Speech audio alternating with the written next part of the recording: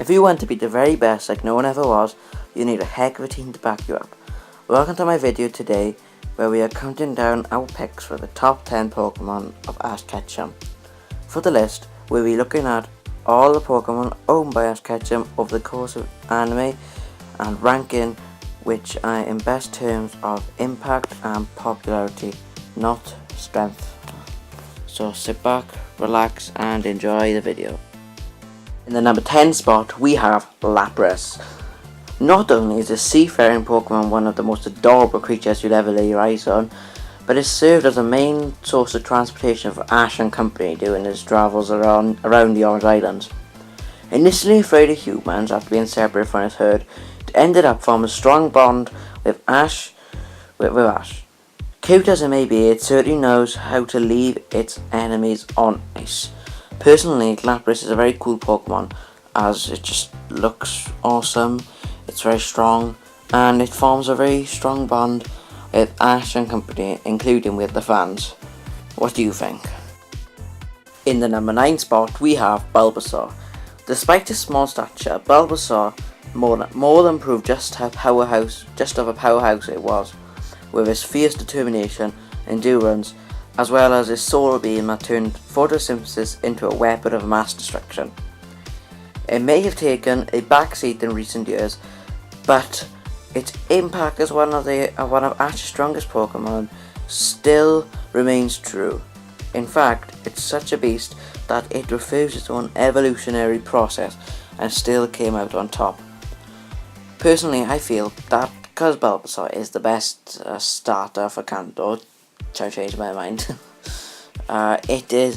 It's just an automatic fan favourite, despite it getting not hate per se, but just negativity from a few fans. Personally, Bulbasaur in the anime is a very interesting character. It's sort of like a leading figure and has helped out Professor Oak keep the Pokemon in order. In the number 8 spot we have Heracross. Sure it would much rather spend its days sucking sap out of trees than lock horns in a Pokemon battle, but Heracross is a sturdy insect. It is always willing to fight for Ash and proved itself to be a valued addition to its team throughout the Johto region. Its comedic and loving nature makes Heracross a pleasant Pokemon to be around, but despite that, it's been put through some pretty tough battles against which he managed to claim victory in. Not many bug types would be able to stand up to a Magma and a Blastoise, but then again, due to the Blastoise and Magma do not have Heracross's fearsome Mega Horn attack. Next on the list is Squirtle. Squirtle was originally the leader of a gang of vandals. The group eventually abandoned their mischievous ways and offered their services as firefighters, with Squirtle leaving his friends aside and joining Ash for his journey to become a Pokemon Master.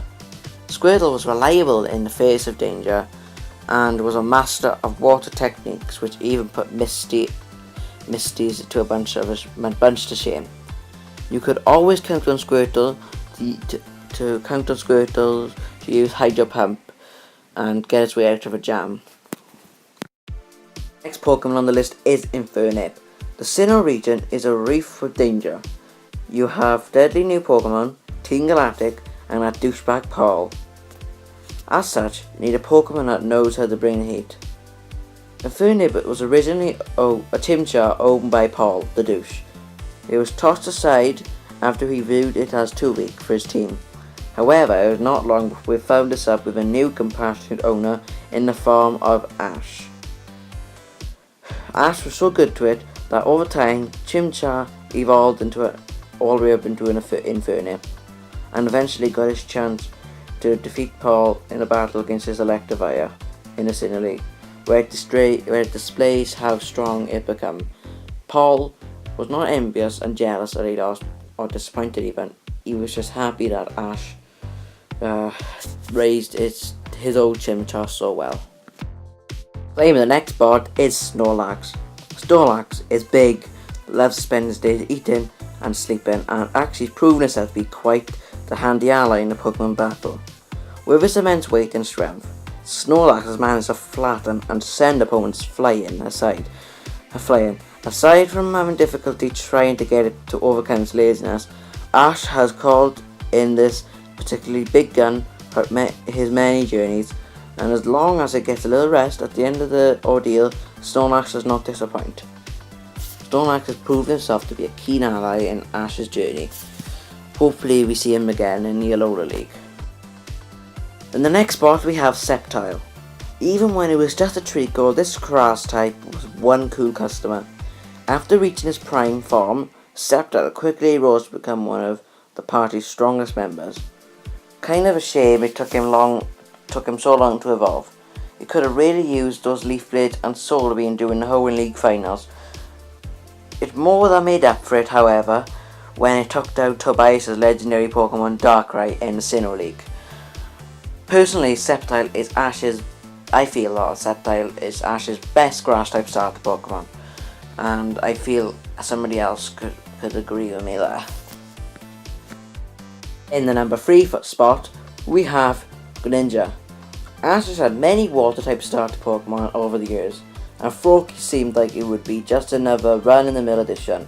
Then it evolved into its final form and became one of Ash's most badass Pokemon of all time. Due to the XYZ series receiving a much needed boost in animation quality, Greninja's speed and fighting abilities are shown to be off the charts, especially when he and Ash mentally sync up and let loose the water shuriken. Is this a Pokemon or an action hero? I'll let you decide. Next on the list is Charizard. Never has there been a Pokemon with more of a conflicted relationship with Ash. As a Charmander, it was as friendly and as loyal as a Pokemon could be, but then it evolved into Charmeleon and went through what can only be called Pokemon puberty, complete with a constant rebellious attitude.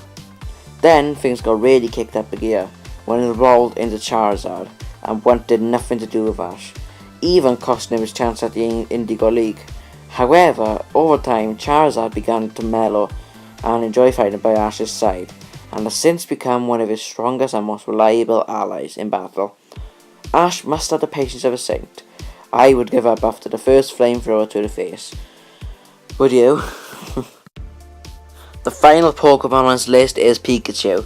You never forget your first Pokemon, and this little electric mouse has stuck by Ash's side through thick and thin across every single region, gym battle and encounter with Team Rocket. A constant companion who simply refuses to settle for a Pokeball.